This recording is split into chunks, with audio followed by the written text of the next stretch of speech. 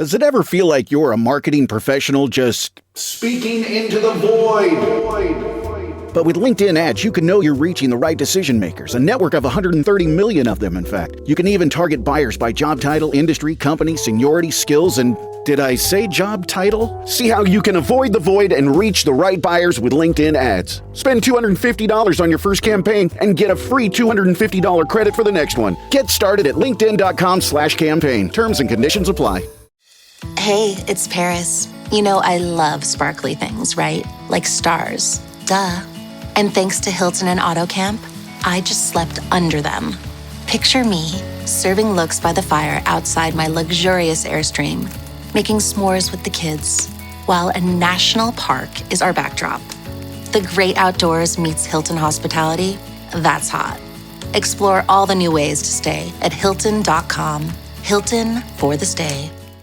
With a major selection of the looks your kiddos love starting at just $4 in the Walmart app, a new school year means a stylish new them. Who knew? Find skater skirts and Crocs that say, I'm casual but cool. Sparkly sneakers that say, it's my classroom, you're just learning in it. And preppy polos that say, I'm the teacher's pet, even if they're mommy's menace at home. Find their favorite styles starting at just $4 in the app. The Walmart you thought you knew is now new. When I was about 16, I was in love with a boy named Brad. If you went to my high school in Maryland and are wondering, Meredith, do you mean that Brad? The answer is yes, I do mean that Brad. And yes, I've Googled him lately, and yes, I know he lives in Connecticut. Anyway, Brad was sweet and smart with orangey blonde hair. He made rhubarb pie. He played the trumpet. I loved Brad. Deeply, spiritually. I'm serious about this. I think he was actually my first real love. And Brad, he liked me a lot. As a platonic friend. I sort of knew this crush I'd been harboring on Brad was one-sided. But on a random summer evening, I did something dramatic. I thought, I'm going to tell him. I was leaving his house after a night of hanging out with friends. These friends hopped into her car and were about to drive me home. But I turned back around. I went right back into Brad's house. He was still in his living room alone, cleaning up after the get-together. And I said, from what I remember, something like, Brad, I think I'm in love with you. I remember Brad just standing there, frozen. He would have been about 18. And he was like, okay. Then he just stared at me with a face that said, can we please end this conversation, please? It was not the result I wanted. After that night, Brad and I continued to be just friends. And the memory of the speech was a bit humiliating. But I had no regrets. There was something about the act of stating my feelings, like a character in a movie would, that felt empowering, important, even if my feelings weren't reciprocated. It would not be the last dramatic speech I would make. Between the age of 16 and, let's say 32, I made a bunch of proclamations, most of which were received with a shrug. I was most likely to make these speeches when the recipient didn't even deserve my attention. And that's what today's new episode is all about. The big speeches, the proclamations, why we give them, whether we should give them, and what we get out of saying a dramatic thing, sometimes to someone who isn't even listening. And here's where I'll dramatically say, from the Boston Globe, I want you to know, this is Love Letters. I'm Meredith Goldstein.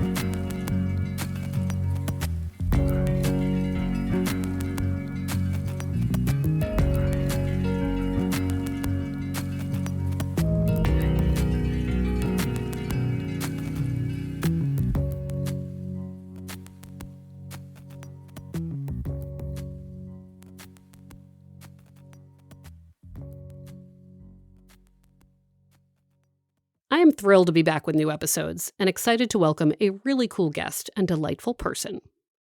My name's Jeff Hiller, and how would I introduce myself at a party? I guess I'd say I'm a middle-aged homosexual. I'm an actor and a comedian, and Old. Old and gay. For those who don't know, Jeff was one of the stars of the HBO show Somebody Somewhere, for which he is nominated for an Emmy. And the ceremony is next week, and he's up against Harrison Ford. Jeff was tremendous on Somebody Somewhere as a character named Joel. If you just give me like 15 minutes, I was thinking maybe we could go fuck up some donuts. Oh, let's fuck up some donuts. You wanna fuck up some donuts? They already got one hole in them. Let's make it some more. What has happened to you? Over the summer, I read Jeff's new essay collection / memoir, Actress of a Certain Age. It is a very funny book about Jeff's upbringing, his experiences as a performer in New York, and, most importantly, how one can have a big break, even if they're middle-aged. A lot of the book is about Jeff's professional journey, but there are some stories about relationships, about Jeff's marriage of many years, about his dating experiences, or lack thereof. Really, that part is why I wanted to have Jeff on the show. He tells a story in the book that feels universal, despite its extreme specificity. Picture this. It's the early 2000s. Jeff, who is from Texas, is in his 20s. He's a young performer trying to make it in the big city. He does improv, he has a day job, and he's working to make his art his life. Socially, he is making friends and finding community, but he's not doing much dating. I was disappointed by that and kind of like embarrassed by that and mad at myself for not having, I don't know, done more slutty things or something, and had more relationships and lovers. What am I? I'm not French, so it's hard. Ironically, at the time, Jeff is rehearsing for a production he's been cast in called Slut. We were an off-Broadway show about young 20-somethings falling in love, and I played a sea captain, a pirate. It's during rehearsals for this show that Jeff meets a lot of new people who are in the same place in life. We were all young and trying to start out, and this was a huge deal in our professional lives. And because we were all having that moment at the same time, we really bonded and got, close and became friends. And the lead actor was very handsome.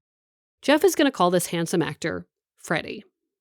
So, Jeff and Freddie are in a cast of young people, doing young people fun things. So it should be no surprise that at some point, another guy in the show, I'm going to call him Bob, approaches Freddie and says, "Hey, do you want to have a threesome with me and my boyfriend?" Freddie tells Bob, "Yeah, I do." It's in the lead up to this threesome that Freddie decides, with Bob's consent, that this should be a foursome. Freddie approaches Jeff, our Jeff, and encourages him to join the festivities. He said, "Hey, do you want to make it a foursome?" And this was crazy.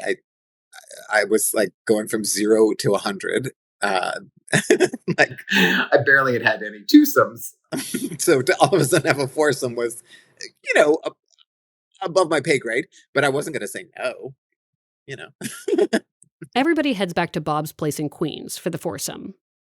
But before the action can actually begin, Bob and his boyfriend start arguing about whether they want to go through with this idea. I kind of got the vibe that my presence was the issue, that he had agreed to a threesome but not a foursome.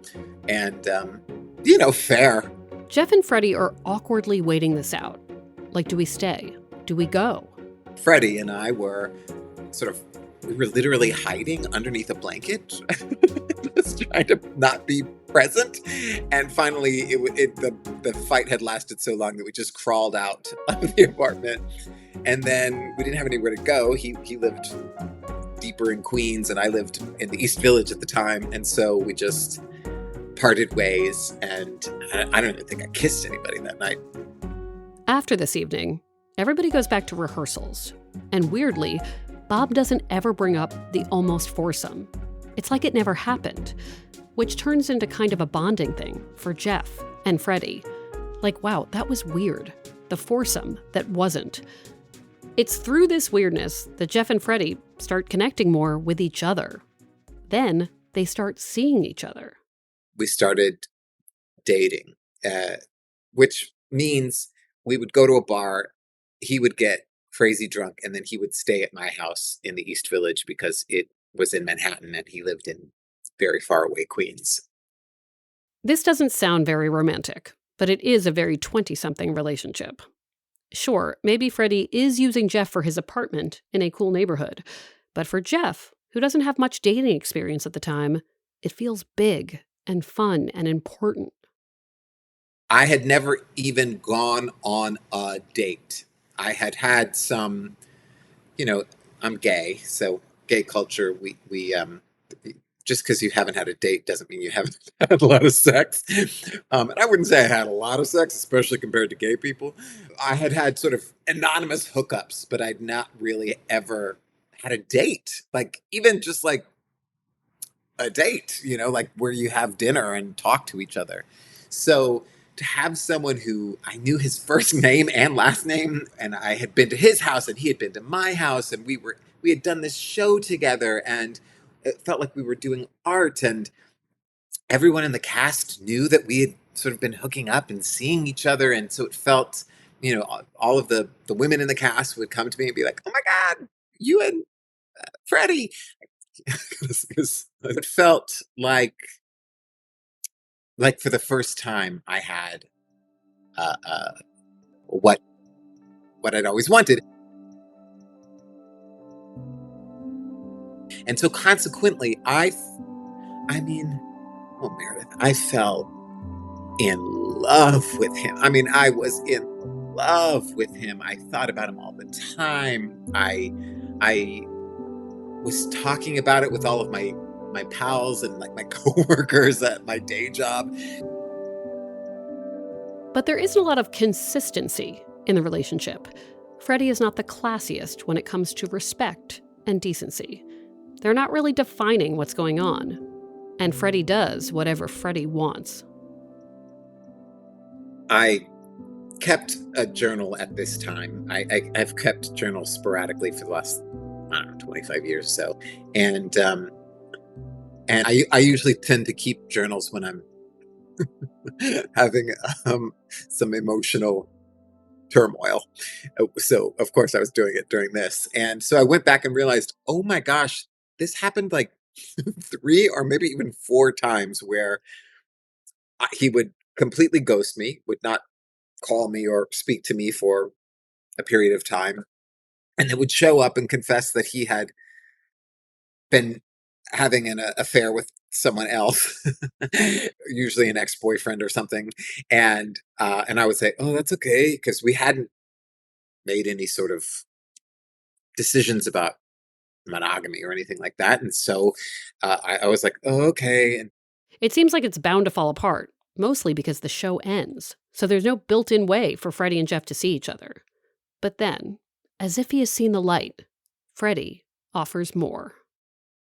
one night he showed up and he said he was so sorry for everything and he wanted this to be a real relationship. He wanted to be monogamous. He wanted to be my boyfriend. And I was thrilled. I was thrilled. That night, they decide they should celebrate their couplehood. Jeff says, maybe we should go to Dojo, this New York restaurant they both enjoy. It would be a nice coupley thing to do. He said, "No, I don't want to go to Dojo. I want to go out. I want to go out, out." The only thing Jeff can think of for going out is that a coworker at his day job is having a birthday party. Freddie says, yeah, let's do that. It didn't really feel like the appropriate way to celebrate becoming a couple, to like go to a party with other people, but what do I know? This is my first relationship. The party is in a cool New York apartment. It's a bustling social situation. When they get there, Jeff starts to circulate. Meanwhile, Freddie goes off to the bathroom and disappears. Maybe he's doing drugs, Jeff thinks. Which is not ideal, but interesting that Jeff is already thinking, I hope it's drugs, as if that's the best case scenario when it comes to Freddie. Jeff, meanwhile, he's feeling magnetic, life of the party. I mean, he's kind of riding the high of Freddie wanting to be his boyfriend. And then I was talking to these women, and even though I was like a little nervous about the fact that he wasn't around, but I was kind of on fire. I was like really like sparking. And these women were like really into me and laughing really hard. But eventually, Jeff is like, truly, Where is Freddie? I said something around like, I'm just looking for my boyfriend. And they're like, oh, you mean that guy you came in with? And I said, yeah. And they were like, he's in bed with the birthday boy. And I turned around and all I could see was their feet. If you can imagine it, it's a New York City apartment that's small, but maximizes space with like a loft. It's arranged so that you can kind of see everything, including the bed. I was like sitting on these little chairs in the desk section underneath the bed. And then when I came out, that's when I could see his little red Converse sticking out. And it was just like their feet told a story. And the story was that there was no monogamy happening that night. I want to take a moment to acknowledge the whiplash of the evening. Jeff was just getting used to the idea that Freddie had shown up, offering monogamy and couplehood. And now, only hours later, Freddie is in bed with someone else.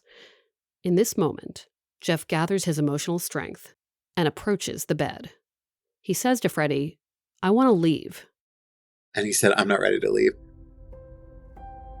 And so then I left. And then I walked home. I thought, well, he'll call me for sure. He did not call. Days pass. Like, that cannot be a fun few days. It was awful. It was like 3.5 days. Yeah. And I was trying to be cool. That's why I wasn't calling. I wanted to show myself as this like cosmopolitan person who was just totally fine with it all. And I finally called him because we had tickets to see one of our former castmates' cabaret shows. And he was sort of was like, how'd you get my number? It was kind of like, he just put on this whole thing of like, why are you calling me? Just pretended like nothing had ever happened between us. And I felt so embarrassed that happened. It's on this call, as Freddie is being an absolute shit, that Jeff does a thing that is so relatable to me, a longtime giver of speeches. Jeff makes a declaration of his feelings. What does he say? How was it received? More when we come back.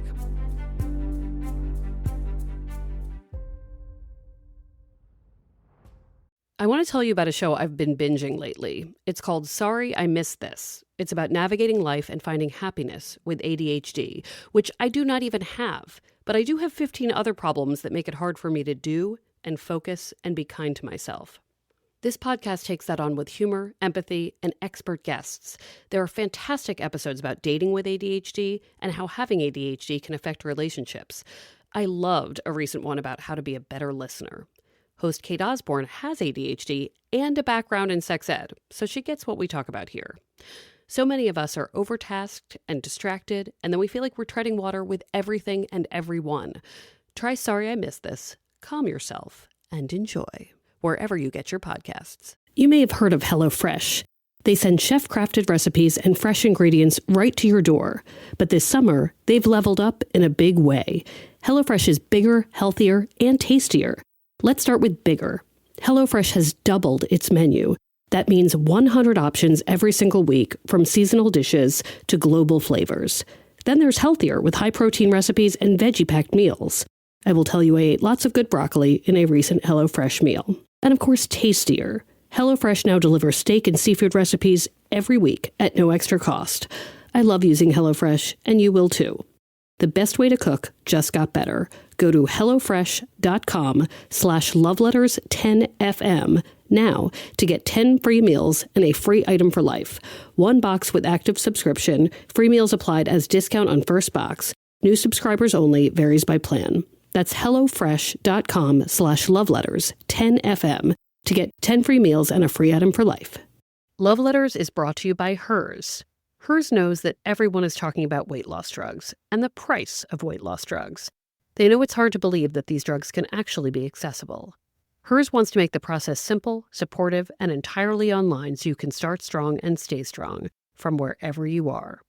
Hers provides access to both oral medication kits and GLP-1 injectable options, with oral medication kits starting at $69 per month with a 10-month plan when paid up front. Plus, your personalized treatment ships for free directly to your door.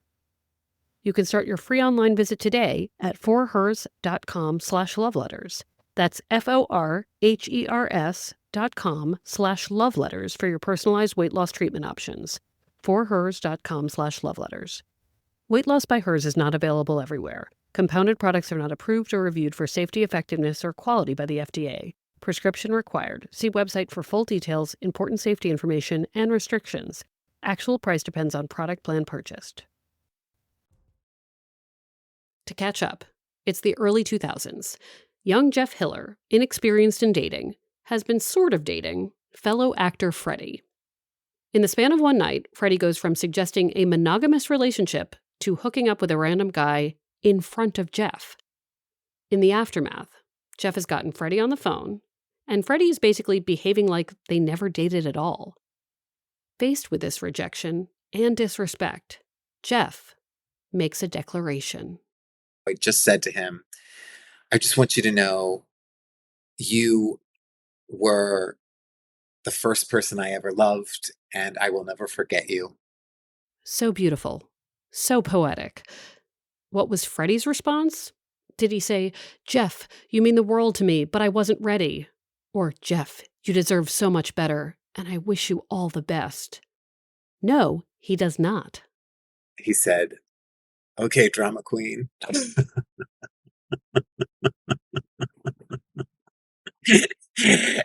And I mean, fair. I mean, he's not wrong, but it was not the response I wanted. Even if we were going to continue breaking up, I was hoping he would take that gesture a little more kindly. During this time, Jeff does not feel good about himself or about love in general.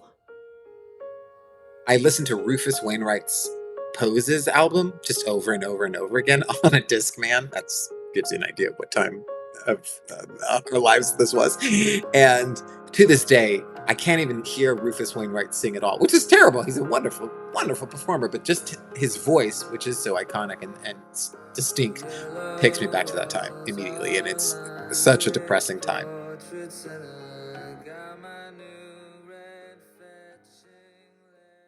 Jeff says that as all of this is happening, Freddie starts performing in this musical review.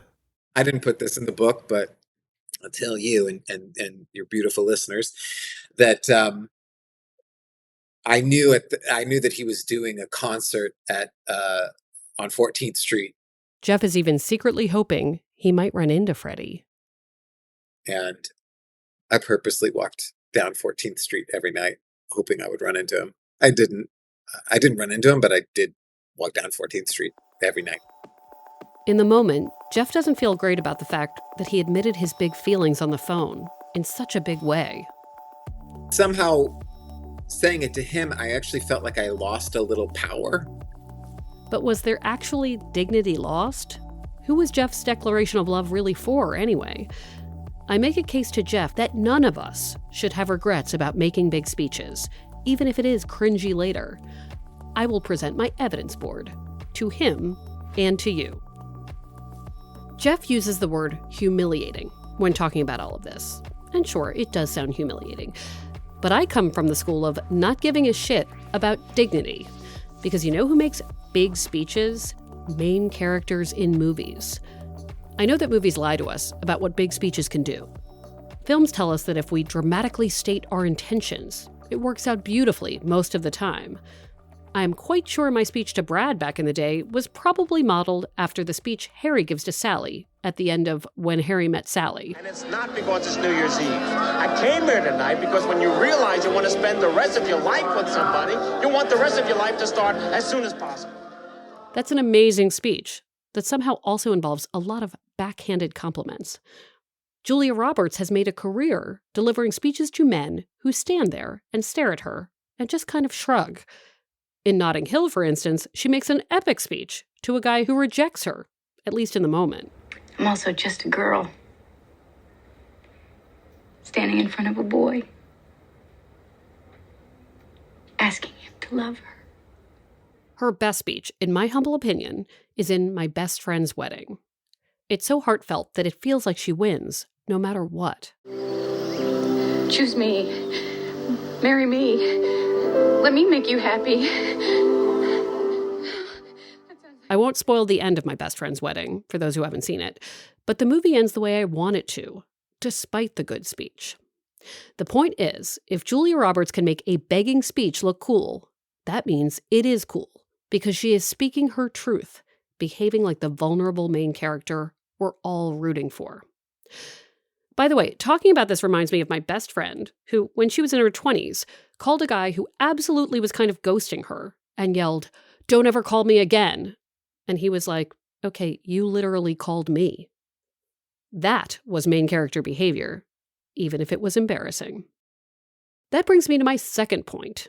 In Jeff's story, and in many stories, saying the big thing gives a person some semblance of closure. If Jeff hadn't made his declaration of important feelings, and Freddie hadn't been cruel by calling him a drama queen, Jeff could have held out hope that Freddie was going to show up later. It's like when I made my speech to Brad. By telling him, "I love you," and hearing crickets, I got my answer, which was no. Another point. It makes perfect sense that Jeff ended this relationship with a beautiful speech about the meaning of the experience, because a lot of the relationship was written by him anyway. Jeff makes an incredible point in his book about how a lot of his connection with Freddie was invented by his own imagination. In retrospect, Freddie was giving Jeff little to nothing, which meant that Jeff was filling in all these holes with his own creative narrative about how great the relationship could be. This I relate to hard. I remember telling one ex in one of my speeches, we could have been amazing, but in real life, we weren't. I have talked about this concept with literally every single one of my close female friends.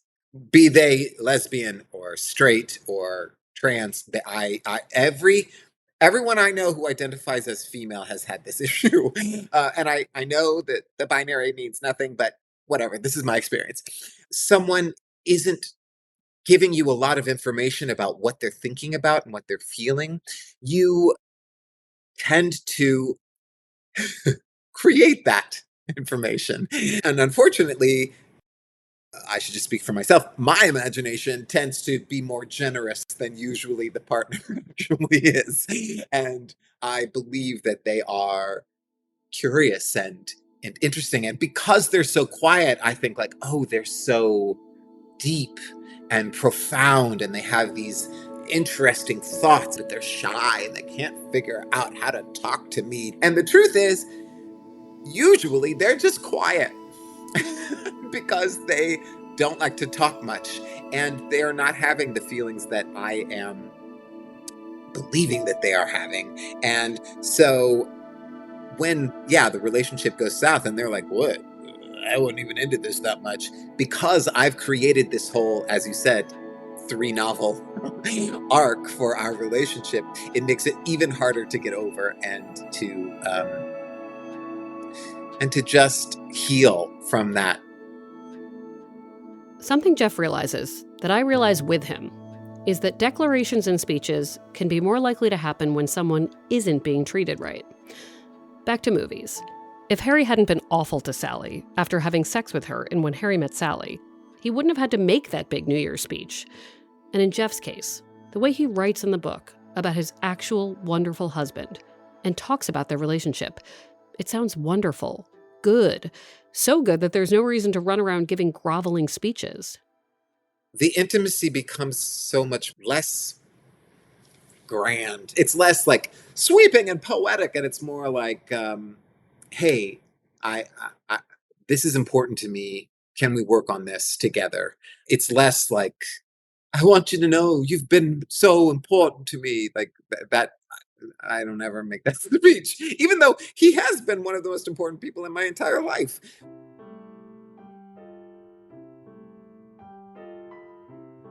Overall, Jeff is not as pro-speech as I am. He says it might not always be the best thing for people to do. Jeff actually told me he wished he'd written the speech down, as opposed to saying it. Regardless, he does know that the sharing of his feelings so many years ago got him somewhere new. I did want him to know that he was special to me. And even now, when I don't have the, dumb goggles of love clouding my vision. And I could see that he was not special at all. But in a certain way, I'm glad that I got to say it. I just wish he had been a little bit more tender in his response. Which, by the way, his lack of tenderness in response just shows how not a good match we were. I can't be with somebody like that. I would turn to dust.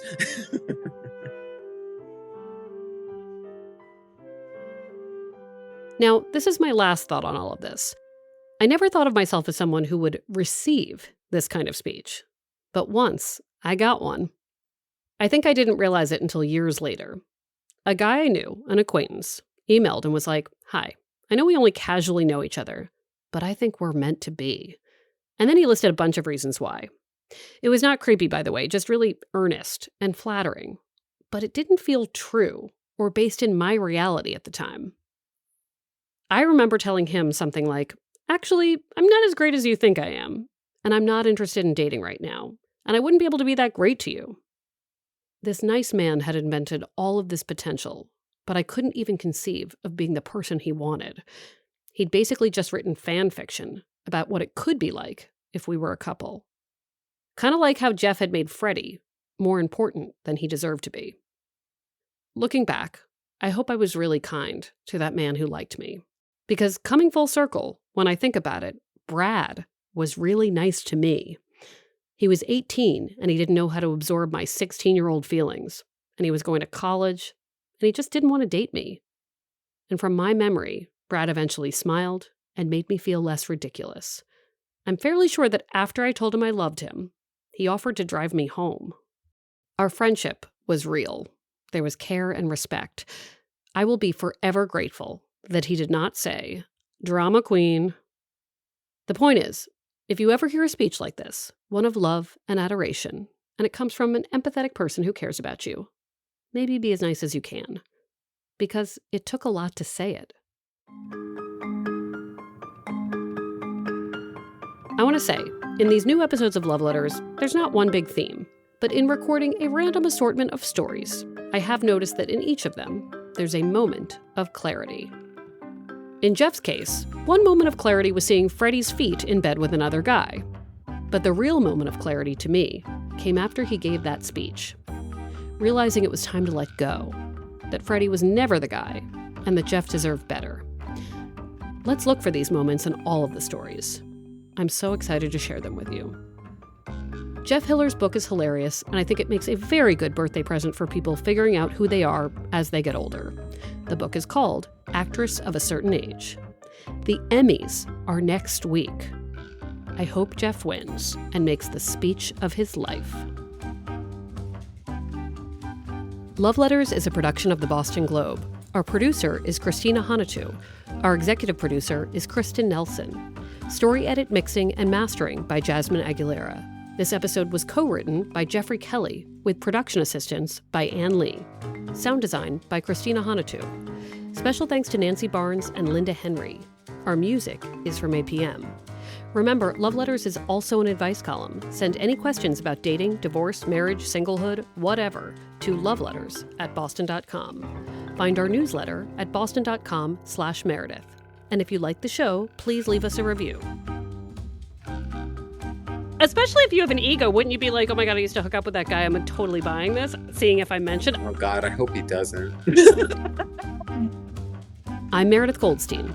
Thanks for listening.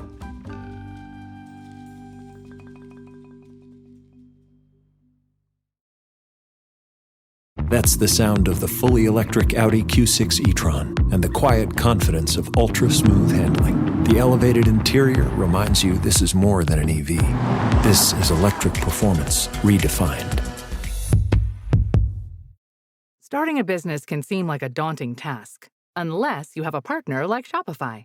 They have the tools you need to start and grow your business. From designing a website to marketing to selling and beyond, Shopify can help with everything you need. There's a reason millions of companies like Mattel, Heinz, and Allbirds continue to trust and use them. With Shopify on your side, turn your big business idea into Sign up for your $1 per month trial at shopify.com/special offer.